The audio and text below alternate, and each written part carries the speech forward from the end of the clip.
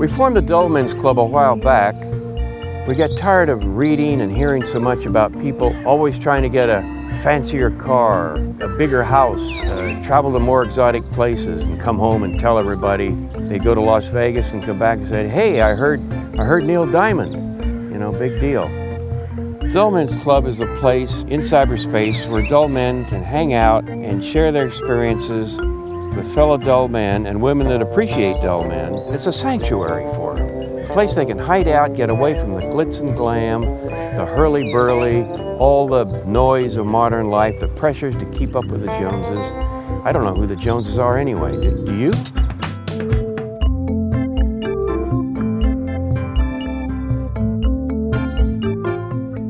We regard ourselves as dull, but not boring.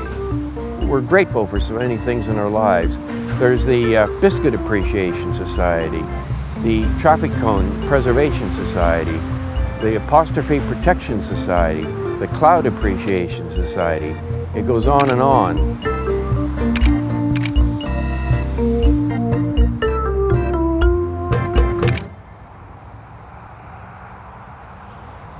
The minute I rolled up to this roundabout, I was tingling all over at the beauty of it. This whole setting just greets you. It's so quintessentially English in its appearance. It's a listed duck pond actually on a roundabout. And I've travelled from John O'Groats to Land's End, and I've never seen a duck pond on a roundabout. I thought I'd seen everything, but this is certainly going to grace the front cover of our calendar for 2014. Over the years, I've seen some darn good roundabouts. Some people go for picturesque roundabouts, like the one I'm sitting on. We call those Titchmarshes, which is an island in full bloom. But other people, the functionalists in our society, they might go for the Magic Roundabout in Swindon, which is the white knuckle ride of all roundabouts. It's a real maelstrom of motordom. Our society go on day trips there and spend the day just going round and round. There's the Dorking Cockerel, there's the Bath Regency roundabout. You could almost hear the crack of leather on willow with that roundabout. It's beautiful. I like to see a roundabout as an oasis on a sea of tarmac. I think they lift our sagging spirits on long, tiresome journeys. They're not like robotic, fascist traffic lights. How many times have you been on a set of traffic lights and there's nothing coming but you're just standing there burning up petrol? Roundabouts are far more green than traffic lights, which have to be maintained after all. Whereas to maintain roundabouts, you've just got to mow the lawn. How green is that?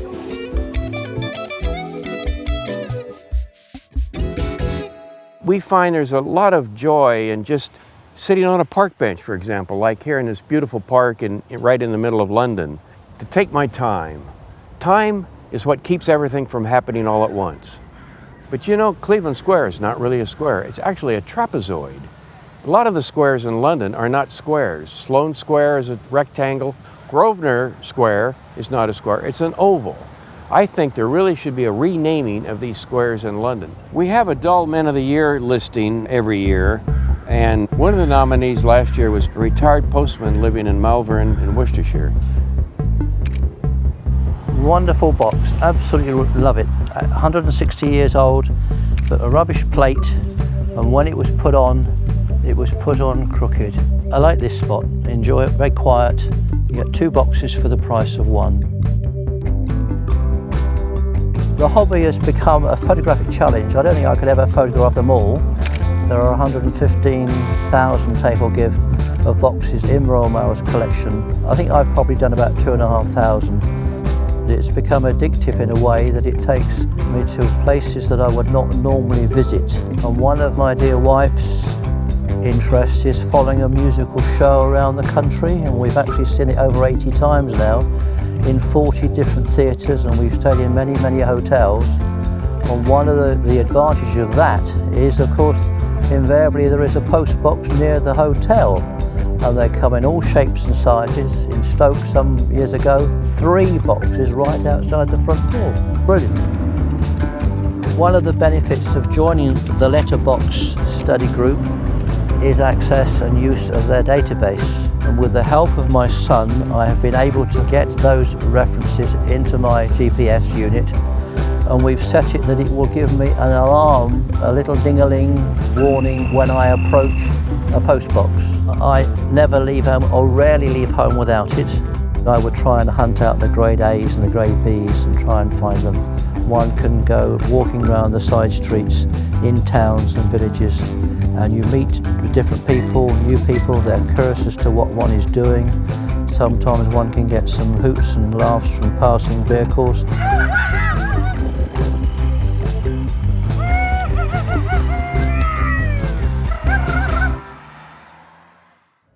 One of our members has a collection of airport sickness bags.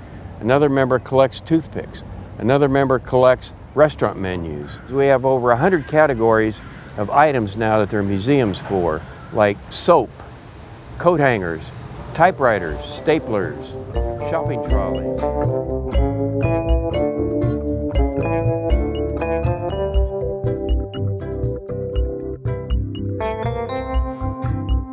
Like all collecting, you've got the dealers, you've got the people who collect for monetary advancement, but there are quite a few of us who are quite dedicated milk bottle collectors who collect them for their own sake. I mean, technically, 17,500 milk bottles are not worth anything. They're just glass, the most common thing on the planet. But to me, they're worth millions because they're my pride and joy. Well, as far as we know, because there's no way of checking, it is the largest collection of British milk bottles overall in the UK. But I do have friends who specialise. It ties up well with holidays, trips abroad. We go to places where you wouldn't imagine people would go. Even Trappist monks from Hong Kong had their own milk in bottles. Somebody rings me up, or I get a tip on there's a dairy closing down, or somebody's found a barn with some milk bottles. I'm away. I like the glass and I like the social history. They're nice to handle. Milk bottles do have a sort of tactile feel to them. This one has got a Union Jack on, and this is just a very nice example where you have the blue and the red, and obviously the milk when it's inside provides the white background. Well, I've never not really just don't like milk. It's nothing I would ever drink. I always believe it is a baby food. And ever since they brought out what I call blue milk, which is that milk with no fat in it. Have you ever had cornflakes with skimmed milk? It's awful. Topics we talk about when dull men get together, of course, are airport luggage carousels. We started making notes whether they go clockwise or counterclockwise. We don't like the word so much anti-clockwise. It infers that we're against clocks. We like clocks. We particularly like clocks twice a year when we get to stay up late and change them at 2 in the morning. But anyway, the predominant way is counterclockwise, not clockwise. And the engineer from Gatwick Airport explained to us why. It's because most people are right-handed, and you got better leverage to pick up your bag off the rack if it's coming from your left than clockwise from your right.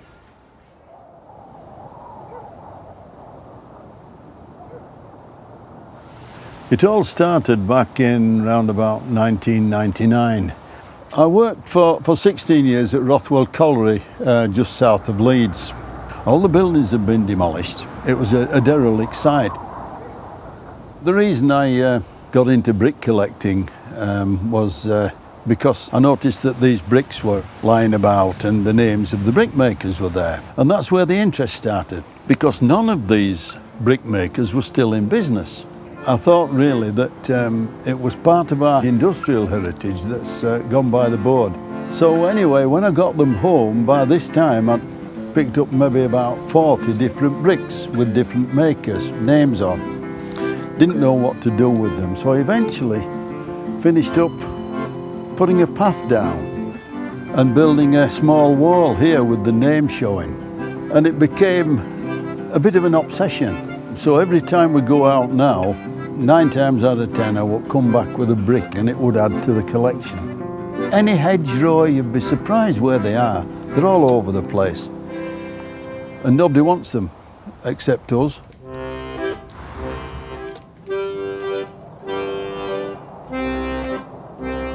My wife Maureen is a wee bit long-suffering over the brick problem because I put maybe 3 rows of bricks down here. And as I got more and more, I had to extend it. But I was taking up grass. So then I had to go to the wall and build the wall up a wee bit. But that keeps falling down. It was a battleground, yeah, but I won eventually, but I didn't put any more down there. The line's definitely drawn. My wife of 41 or 42 years is very, very supportive of what I do. She is a bit more minimalist, if you like, than me. She often comes with me while we're watching and looking for post boxes. She helps me once every year or so where we clean every bottle in there. This is dull. It is not all post boxes, but I am let off the leash every now and again, and she's quite happy for me to go wandering. My ex-wife hated the fact that I was a roundabout spotter, and in the end she left me. But I don't mind that, because I can go out there roundabout spotting whenever I want. I love riding escalators.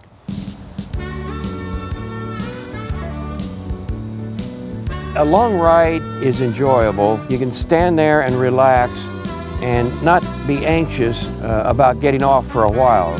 Just stand back there and look at the pictures on each side, the adverts. And a longer ride, the adverts repeat themselves every so often. So if you miss completely reading one at one point, you can just wait till you get a little farther down the escalator and it'll appear again. I quite frankly don't know why people walk on escalators. And if you're going to walk, take the stairs. Leave the escalators alone for us people to just enjoy a pure escalator ride.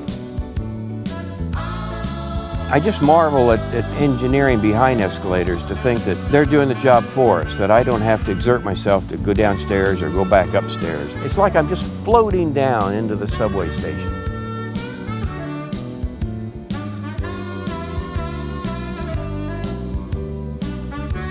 If somebody were to say I were dull, I take it as a compliment, actually.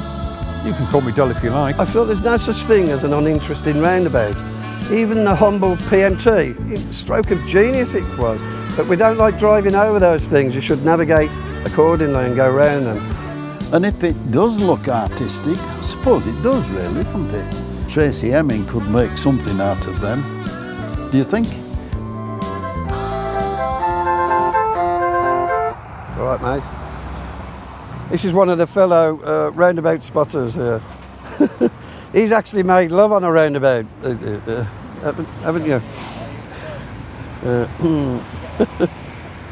He's what we call a bonking bouter. You know, life seems to be continually speeding up. Cars are faster, planes are faster now. The modern world is busy, busy, busy. The thing that illustrates it more to us is the mobile phone. To date, I don't have a mobile phone. They can play music, they can do everything with a simple mobile phone that's about half the size of a brick. Don't need one. I don't walk into telegraph poles. I like to take in as much of where I'm going or what's in front of me as I can. You can take time and reflect on life. Could be an old lamppost, a finger post, a directional sign. We need to just take a step back and just go round the roundabout twice, slowly. There's a lot to be said for being dull. Everything that you're made of lasts longer. It used to get us out, actually. It got you the exercise. If you suffer from a nervous disposition or got heart trouble, it's the perfect hobby for you. It's just to sit back and take in these beautiful pieces of round architecture. People often ask us, is this Dull Men's Club, is it a movement? No, it's not a movement. We like to stay put. People also ask us, is the Dull Men's Club one of these 12-step programs? No. 12-step programs try to get people to change their behavior. The Dull Men's Club is a 2-step program. We admit we're dull, and we're going to keep it that way. Yeah, I'm the type of guy who likes to stay at home. I'm always in one place, and that's my front room. And when I find myself nodding off a bit, I get myself to bed, because that's a sensible thing to do. I'm not the wanderer. I don't like wandering. I don't know why though. Yes, I'm the wanderer.